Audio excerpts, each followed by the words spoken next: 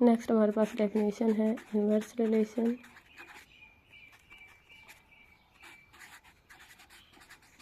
हमने रिलेशन की पहली टाइप देखी रिफ्लेक्सिव, सेकंड है inverse relation. Let R be a relation from A to B, then R inverse is a relation from B to A। जैसे R हमारे पास relation बन रहा है A से B की तरफ, तो R इन्वर्स हमारे पास किस रिलेशन होगा B से A की तरफ। उसकी डोमेन जो है वो इसकी को डोमेन बन जाएगी और इसकी जो को डोमेन है वो इसकी डोमेन बन जाएगी। दोनों सेट्स इंटरचेंज हो जाएंगे। अगर हमारे पास R में पेयर्स इस तरह के हैं A B की फॉर्म में, A हमारे पास किसका एलिमेंट है A का और B किसका एलिमेंट है B का, तो फिर R इन्वर्स में हमारे पास एलिमेंट किस फॉर्म में होंगे B A की फॉर्म में। B किसका एलिमेंट होगा B का और A किसका एलिमेंट होगा A का।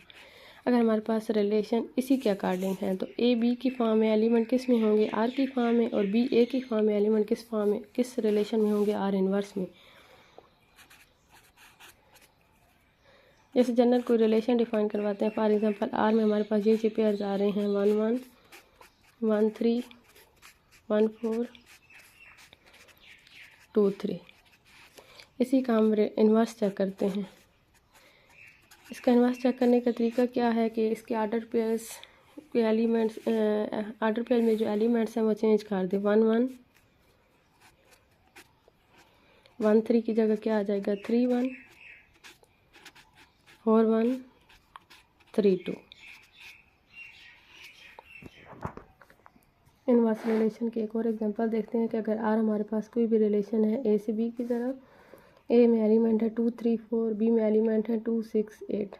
X रिलेशन Y, X हमारे पास किसका एलिमेंट होगा A का, Y किसका रिलेशन एलिमेंट होगा B का। X के Y के साथ वो एलिमेंट रिलेट कर रहे होंगे जो X जिन पे ये कंडीशन होल्ड कर रही होगी, मतलब X किसको डिवाइड कर रहा होगा Y को। फर्स्ट एलिमेंट अगर सेकंड एलिमेंट को डिवाइड कर रहा है तो ये वाले एलिमेंट किस में आ रहे होंगे रिलेशन में। पहले हम रिलेशन बनाते हैं फिर R इन्वर्स डिफाइन करवाते हैं। R रिलेशन है A से B की तरफ, एरो की तरह भी शो किया जा सकता है और लिखा हुआ भी दिया जा सकता है R is a relation from A to B।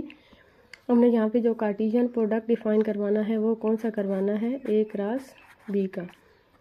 A cross B में कौन कौन से पेयर्स आ सकते हैं 2 2 2 6 2 8 3 2 3 6 3 8 4 2 4 6 4 8।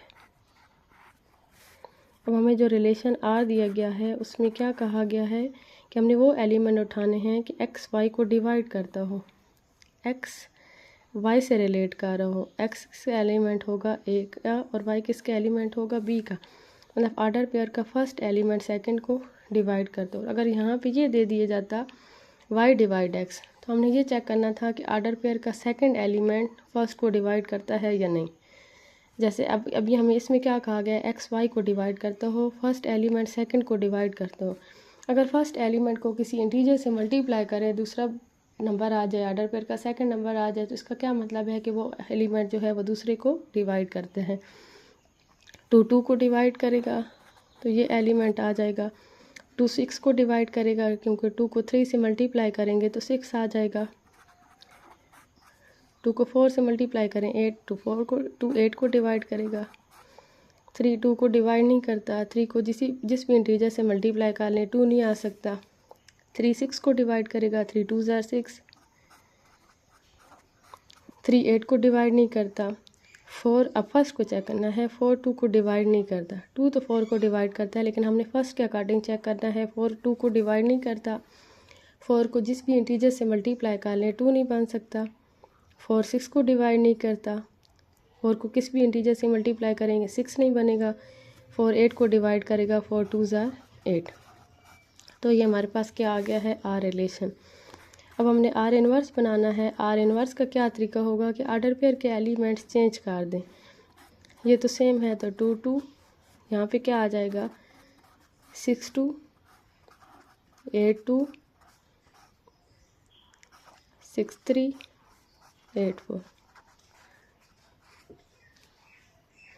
अब इस आर इन्वर्स में देखें तो ये कंडीशन हमारी होगी कि सेकंड वाला एलिमेंट फर्स्ट को डिवाइड कर रहा होगा। नेक्स्ट हम डेफिनेशन देखते हैं complementary relation.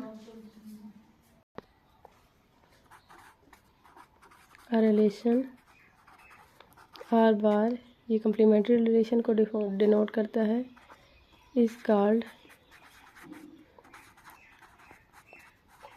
Complementary relation if A B belongs to R bar such that A B does not belongs to R। R बार में वो पेयर्स आएंगे जो R में नहीं होंगे, मतलब जो पेयर्स R में आ चुके हैं वो R बार में नहीं आ सकते। जैसे हम ये ऊपर वाली एग्जांपल ही देख सकते हैं, हमने ए क्रॉस सबसे पहले ए सेट लिया, फिर बी लिया, फिर ए क्रॉस बी डिफाइन करवाया।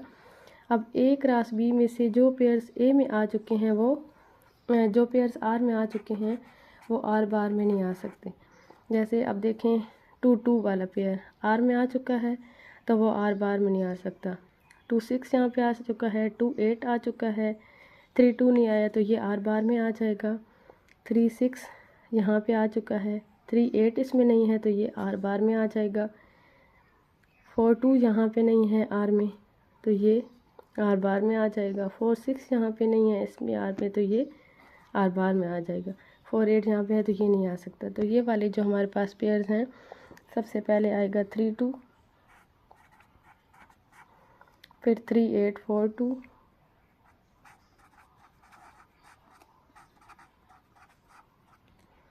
उसके बाद 4 और 6।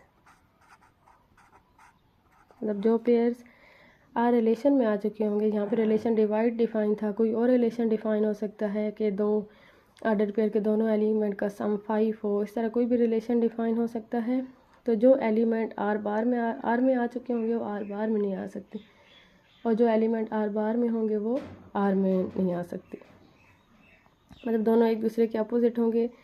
जैसे कंप्लीमेंट लेते हैं, जैसे सेट का कंप्लीमेंट होता है उसी तरह रिलेशन का कंप्लीमेंट्री रिलेशन होता है।